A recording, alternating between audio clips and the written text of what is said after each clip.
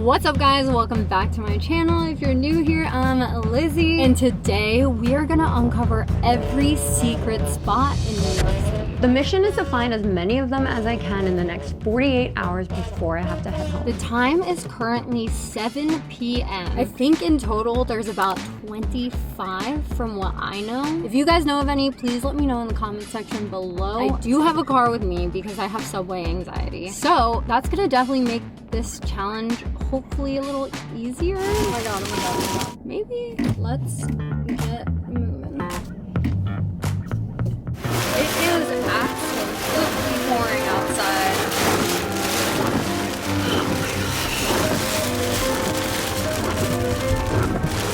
It literally came out of nowhere. Oh my god, oh my god, oh my god. Everything's happening at once. It's raining, I'm driving. We are on our way to the first location. It is a laundromat, and well, you'll just have to wait and see what the secret thing is inside said laundromat. Oh my god, it's sunny out. Like, what is happening in New York today?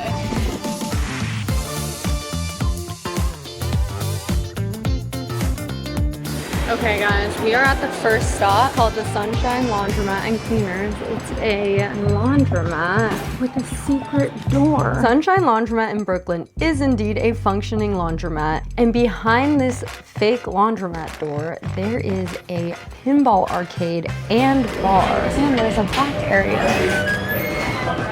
Guys, this is so cool. When I said I was uncovering secret locations, I knew it was gonna be cool, but I didn't know it was gonna be this cool. It's very reminiscent of speakeasies that were often hidden behind businesses to elude the authorities. On to stop number 2. That was probably one of the coolest places I've ever been to in my entire life. I'm 1000% gonna go back because I just love skee ball. I think we're doing okay on time.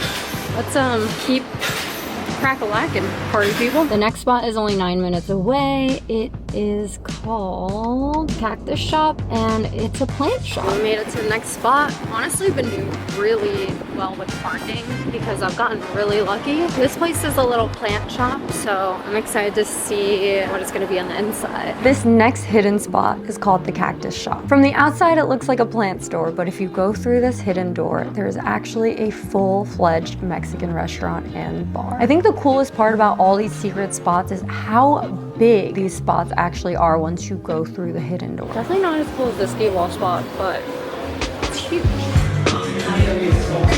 Basically on a date, me.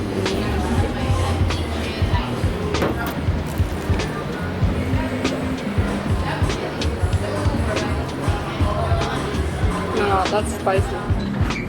Now we're just in the flower shop. It's crazy. It's like so much back there. Okay, on to the next stop. I actually got some food in there and sat down and ate. Oh, we got so many more places. That was only number 2, guys. So we need to pick up the pace. We have now made it to Chinatown, and we're heading to Aquatica. The entrance looks like a hidden apothecary, but essentially this bar embodies a theme of a chemist's lab crafting cocktails as if they were medicine. This is a throwback to the Prohibition when alcohol was often prescribed medicinally, and it's pretty small, so you have to put yourself on a waiting list to get in.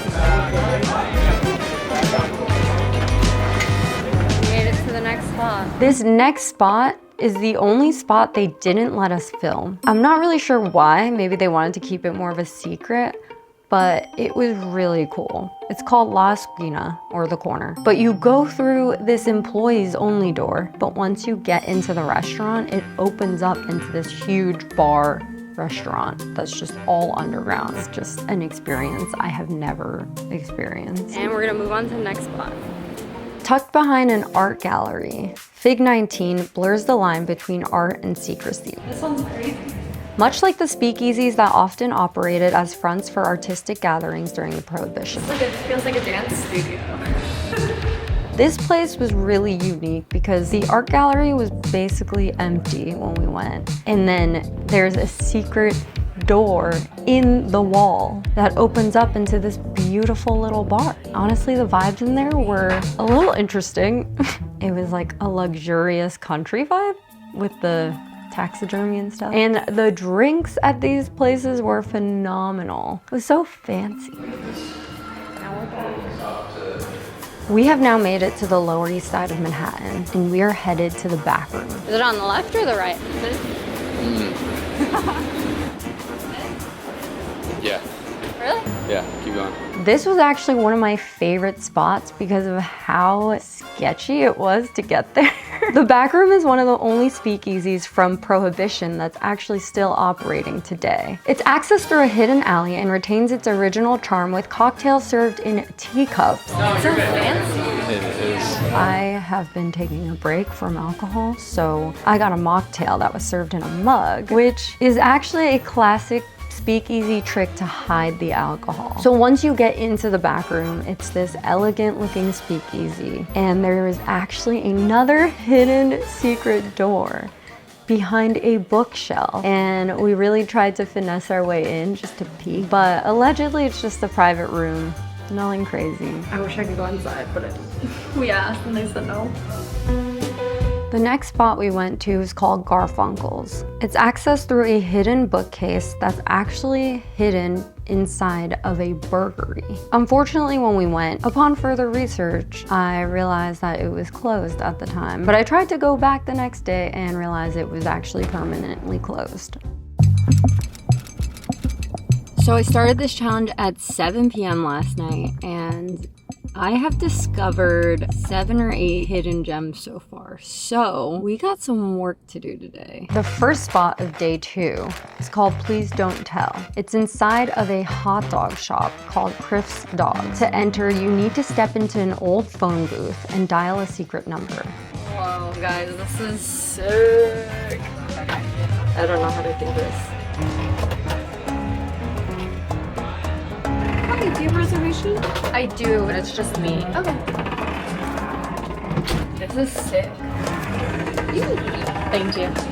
It definitely brings us back to the era when speakeasies were concealed to evade the law. The vibe change from going from this hot dog shop to this dimly lit bar behind a phone booth was really cool. I ended up getting a hot dog and some tater tots. It was really cool because it was like a little trap door where they would serve the food to the waitress. You just like never would think you'd get this gourmet hot dog in this dark little like speakeasy. That was crazy. I felt really awkward filming myself because they have all these etiquette rules. I didn't want to ruin the vibe, but that was a really cool spot. This one I kind of found on the whim. It's called Sweet Pickle Books, and it's a bookstore that actually sells jars of pickles. You can trade your books in for pickles.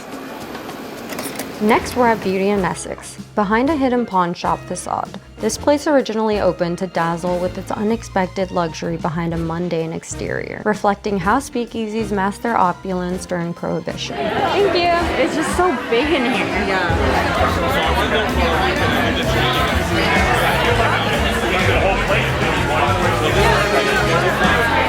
These are so cute. I know. I love the mini tacos. Cheers. Cheers.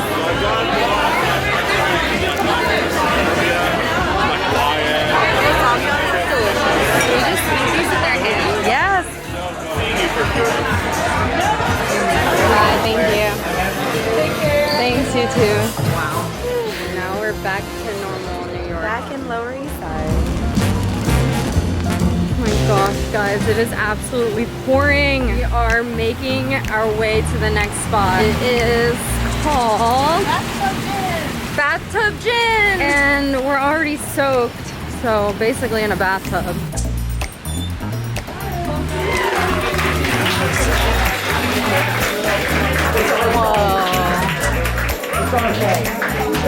Thank you. The next spot I think was by far one of my favorite vibes once you entered. It's called Bathtub Gin, and it's concealed behind a coffee shop. It features a bathtub in the middle of the bar, which I actually didn't notice or see because we just immediately got seated. And that was actually a nod to the Prohibition era practice of making gin in bathtubs.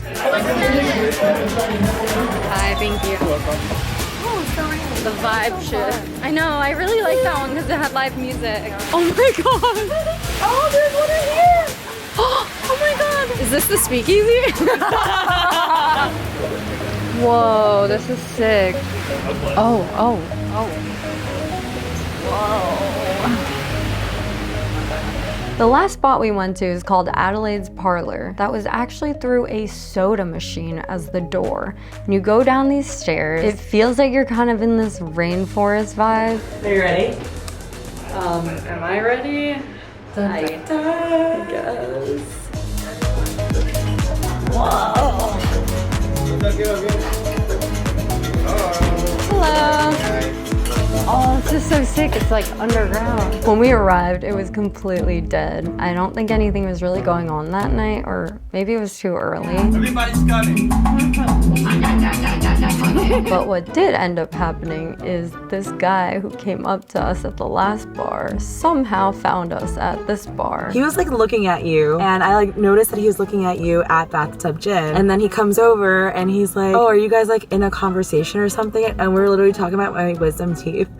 And we just looked at each other and we're like, yeah, we're in the middle of something. He's like, oh, sorry, and then he walked away. We drove to this place, so Yeah. it wasn't even like he could have really followed us, and unless he saw us get in the car. And we were the only people in that place. Yes, like, what and are the also chances? it's a speakeasy, so it's Yeah. not like a, oh, come into this bar. It's like a very, like, there's no way he walked into that one to escape the rain. Yeah. Do you think he like saw us walking in and he's like, oh, those girls, I recognize Maybe. them. I don't know. Maybe. Because then we hit at the bar, he was like, oh, you guys were at the last bar. But like, it like seemed kind of ingenuine, you know? Yeah, I agree. We are heading home. It is midnight almost, and I am absolutely exhausted. I did not get to hit up as many spots as I wanted to, but a lot of the spots and all the spots that I did go to were really, really cool. So I hope you guys really enjoyed the video, and comment down below if you guys have ever been to any of these spots, and let me know if there are any that I missed. I know there's a ton, so I'm sure there's a lot that I missed. But if you want me to make a part 2 when I'm back in New York City, I will. Because this was such a fun video to film. Thank you guys so much for watching. Make sure to subscribe, and I will see you guys in my next video.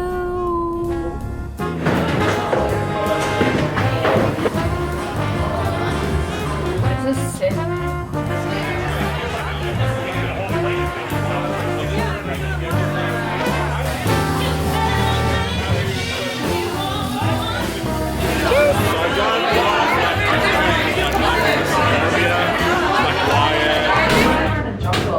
Whoa! That was, I think, one of the coolest entrances.